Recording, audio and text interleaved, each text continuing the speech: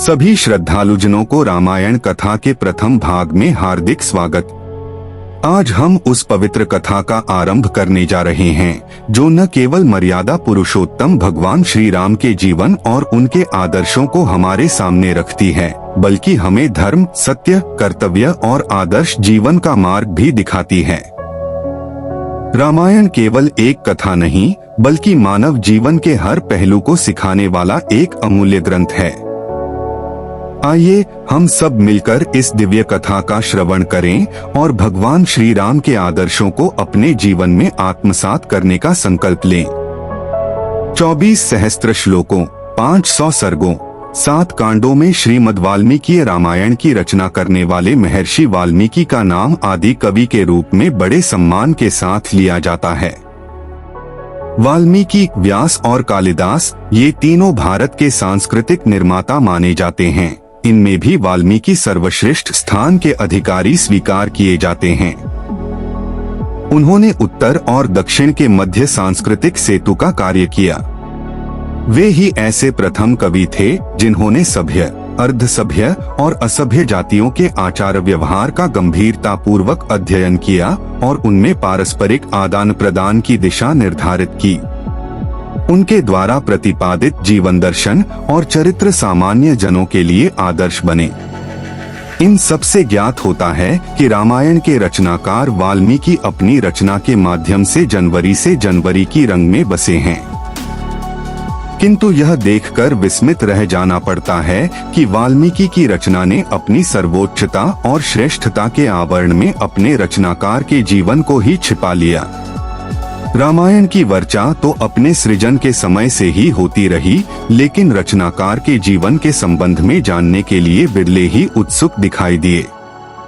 रामकथा से संबंधित साहित्य का सृजन करने वाले साहित्यकारों ने इसके रचनाकार वाल्मीकि के प्रति श्रद्धा सुमन अवश्य अर्पित किए, किंतु उनको लेकर वे बहुत जिज्ञासु नहीं दिखाई दिए। यही कारण रहा कि वाल्मीकि के विषय में किसी प्रभावपूर्ण रचना का सृजन नहीं हुआ। परिणाम स्वरूप ऋषि के जीवन के प्रति अल्पज्ञता बनी रही और रचनाकार के संबंध में अलग अलग प्रकार की धारणाएं सामने आने लगीं। उनके संबंध में कल्पित कथाओं का सृजन होने लगा। कपोल कल्पित कथाओं के कारण सामान्य वर्ग में यह धारणा व्याप्त हो गई कि राम का उल्टा जप करके ऋषित्व प्राप्त करने वाले वाल्मीकि ने ही रामायण की रचना की थी।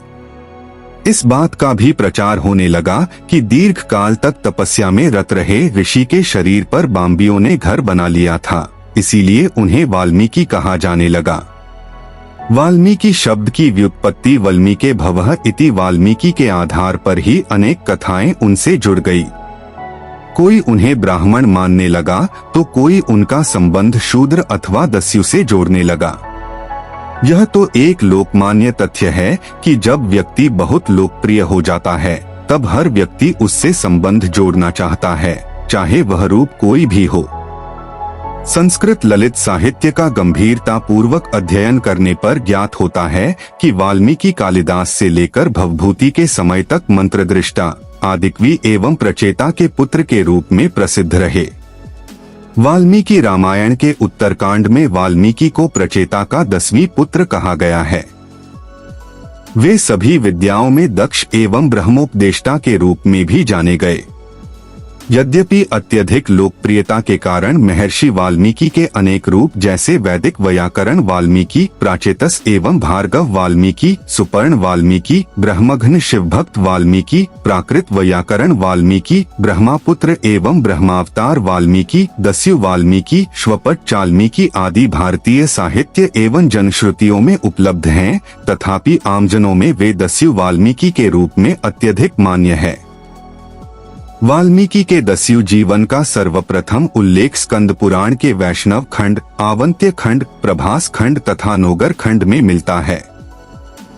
यहाँ उनके जीवन की कुछ कथाओं में उन्हें प्राथमिक जीवन में दस्यु के रूप में दिखाया गया है। मुरारी कवि ने अनर्घराघव नाटक में वाल्मीकि की उत्पत्ति वल्मीक से मानी है।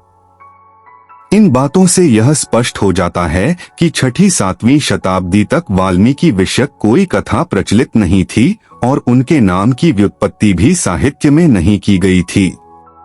अनेक नाटकों एवं काव्यों में जो उनके दस्यु जीवन से संबंधित कथाओं का वर्णन मिलता है, उन पर विविध पुराणों एवं रामायणों का प्रभाव है। चूंकि पुराणों का प्रभाव भारतीय जनजीवन पर बहुत अधिक रहा, अतः उनमें वर्णित वाल्मीकि से संबंधित कथाएं इतनी अधिक लोकप्रिय हो गई कि ऋषि का वास्तविक स्वरूप छिप गया। आदिकवि वाल्मीकि कहाँ रहते थे, इस तथ्य को निश्चित करने के लिए उनकी रामायण और उससे संबंधित अन्य साहित्य को आधार बनाया गया है। वाल्मीकि रामायण के बालकांड में कहा गया है कि ऋषि वाल्मीकि स्नानार्थ गंगा के समीप तमसा के तट पर जाते हैं। उत्तरकांड में राम लक्ष्मण से वाल्मीकि के आश्रम की स्थिति इस प्रकार कहते हैं, गंगा के पार दूसरी ओर तमसा के किनारे वाल्मीकि का दिव्य आश्रम है। कवि कालिदास ने भी वाल्मीकि का आश्रम गंगा के पार तमसा के तट पर ही माना है। अयोध्या कांड में उल्लेख है, राम जब वनवास का आदेश प्राप्त करके अयोध्या नगरी से प्रस्थान करते हैं, तब वे प्रजा के साथ अपनी प्रथम रात्रि तमसा नदी के तट पर ही व्यतीत करते हैं। रात के समय वे सोई प्रजा को छोड़कर इस तमसा नदी को पार करते हैं। इस बात की पुष्टि आधुनिक प्रमाणों से भी हो जाती है। इलाहाबाद जिले में मेजा रोड नामक रेलवे स्टेशन से 5 किलोमीटर दूरी पर स्थित सिरसा नामक कस्बा है, जिसे सिरसा बाजार भी कहते हैं। सिरसा बाजार से लगभग मिला हुआ, उससे पश्चिम दिशा में सटा हुआ उपरौड़ा नामक एक गांव है। इस गांव के पश्चिम में गंगा और तमसा के संगम के समीप तमसा के दाएं किनारे पर आज भी महर्षि वाल्मीकि का आश्रम है। इस तथ्य से भी इसी बात की पुष्टि होती है कि वे तमसा नदी के किनारे रहने वाले एक तपोनिष्ठ ऋषि थे और इसी स्थान पर उन्होंने रामायण की रचना की थी। संस्कृत साहित्य में वाल्मीकि को आदि कवि और रामायण को आदि काव्य कहा जाता है। वाल्मीकि के काल को निश्चित करने के लिए रामायण के रचना काल पर विचार करना अत्यंत आवश्यक है।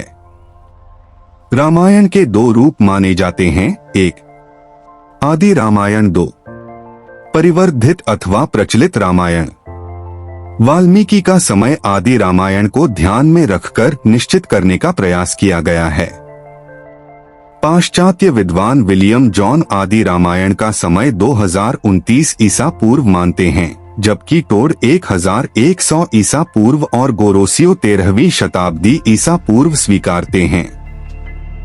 द याकोबी रामायण को महाभारत तथा बुद्ध से पूर्व की रचना मानते हैं।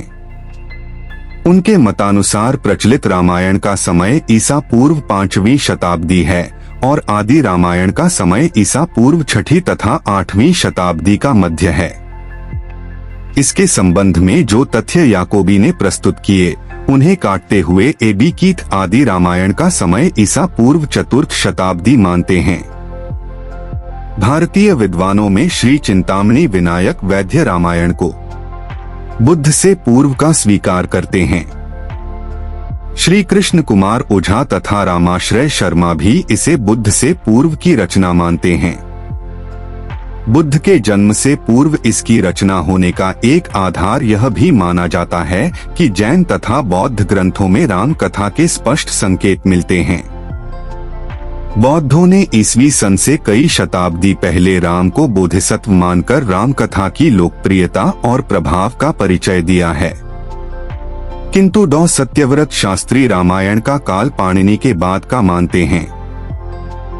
इस प्रकार पाश्चात्य और भारतीय विद्वानों ने अपनी अपनी युक्तियों के आधार पर वाल्मीकि और उनकी रचना का समय निर्धारित करने का प्रयास किया है, किंतु इस बात पर समालोचकों में अभी तक सहमति नहीं बनी है।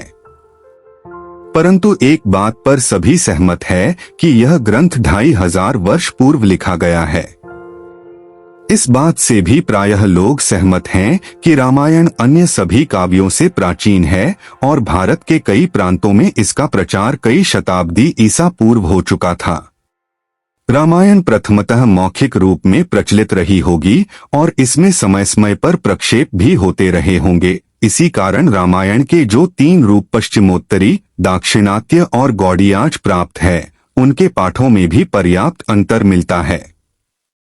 परिणाम स्वरूप रामायण का मूल स्वरूप आज तक भी निर्धारित नहीं हो सका है और वाल्मीकि के जन्म काल के विषय में भी विद्वानों में सहमति नहीं बन पाई है।